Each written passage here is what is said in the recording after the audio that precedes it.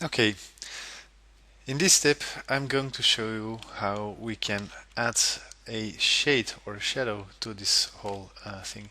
Now before I continue, let me check on a few things, because what I see over here is the width and the height is not set correctly. So the images have more in this kind of dimension, 1024 by 800, so like this you will see the full picture. Okay, now the image that we need to add right now, so we have like our previous graph, is the following, and that's something we see over here. It's the diffuse version, and this diffuse version, I see that it also has like some import for some extra channels, so make sure that you do that.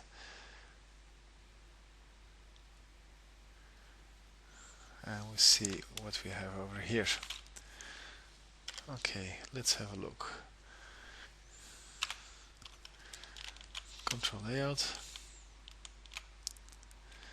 So I have one which is having like the normals of the world, and one which is having like different light sources.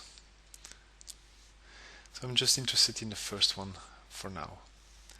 Again, we can use exactly the same things that we used over here, so I'm just going to copy paste this again.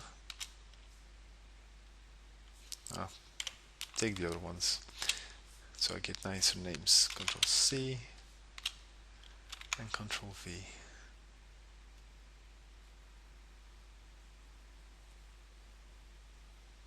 Like what we have over here. Okay, let's check it out. So the red channel is giving us like this bright light source, and this one is giving us this dome kind of light source, this overcasting kind of effect. Right, so what we need to do is to create ourselves a multiplier in which we have like the shadowing and all these things combined, so that we feel that these are not floating on top of the table, but that they're really integrated into the table. And for this I'm going to control the light coloring a little bit over here. So let's go. The green light right over here, we're gonna color correct it. Oh, sorry, not the green light, but the blue light. We're gonna color correct this using color correction basics. And since this is like an overcast kind of light, this is the light which is going to remind us of the bluish light that we had on top of the environment. So I'm talking about the environment light that we see over here. So we have like this bluish skylight, and we have like just a little bit of refraction from what we see over here. So let's give these right colors, and the colors we're gonna get is like this bluish tone, perhaps just a little bit darker, something like this.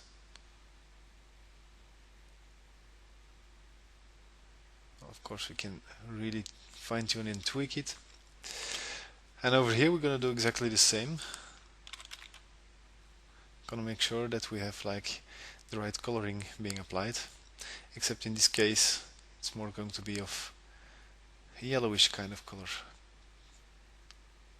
because we have like the sunlight, and since most of the blue light is being refracted, we're gonna have like more yellowish kind of tint to it. And so this whole thing can be brought together.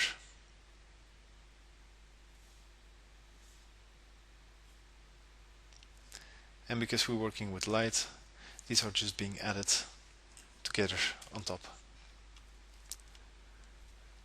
Okay, but what I was saying was that in fact we needed to have where am I? We need to have like over here some proper lighting and some proper shadow casting. So the glasses in itself, they need to be removed from that whole thing. So let's do that first. We're gonna take what we have over here, this mask, and we also need to use this mask. Now over here we have a little bit the same problem as what we have with this. The red is too bright, so I'm going to combine it by just copying this layer, in which we see that we have like a gain of 0.5, which will bring these to normal levels. Alright, so how are we going to go about this whole image? Well, the fact what we're gonna do is right in here I will create a negative image, color correction, and we're going to invert this one, and then we're going to combine it with the result that we have over here. So again, using a mouth operator, and if we use this one in combination with what we have right over here, and we're not using add but the maximum value, then we see we have exactly the mask that we need to have right in here. Now perhaps there's just one thing which might spoil it a little bit, but that's easily addressed. So again, if we go to home, what we see is we have like this anti-list image, but right here it's easier, because now we can unpre-multiply, and this time it's really correct. So it's addressing the whole outer line of our shape. So while having this and having this mask, we can now combine them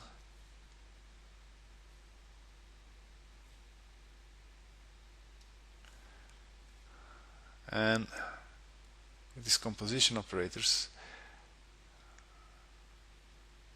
we can use now A over B. Oh, I'm using the wrong one. Math operator.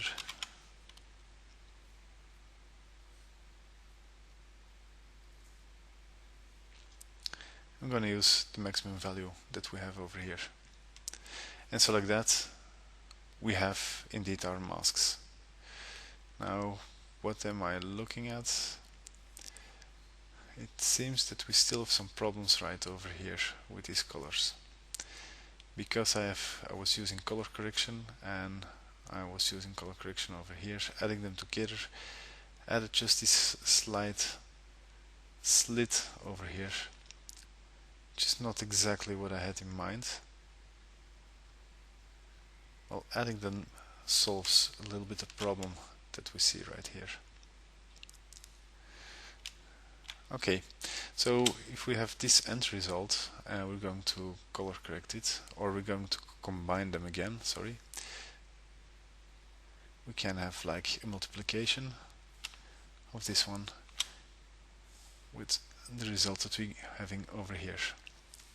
So right now we see that we're having like proper shading, etc. Now of course we see these glasses just becoming a little bit brighter. Now this is not the idea, as you can see they're starting to light up, and the reason for that is again that we have like values which are overshooting, which are becoming too bright.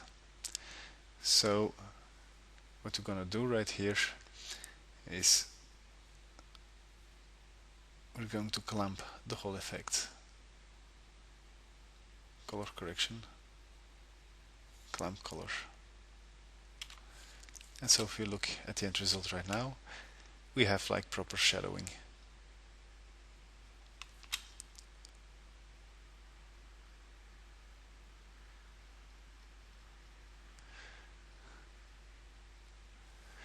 Okay, so this adds the part of the shadowing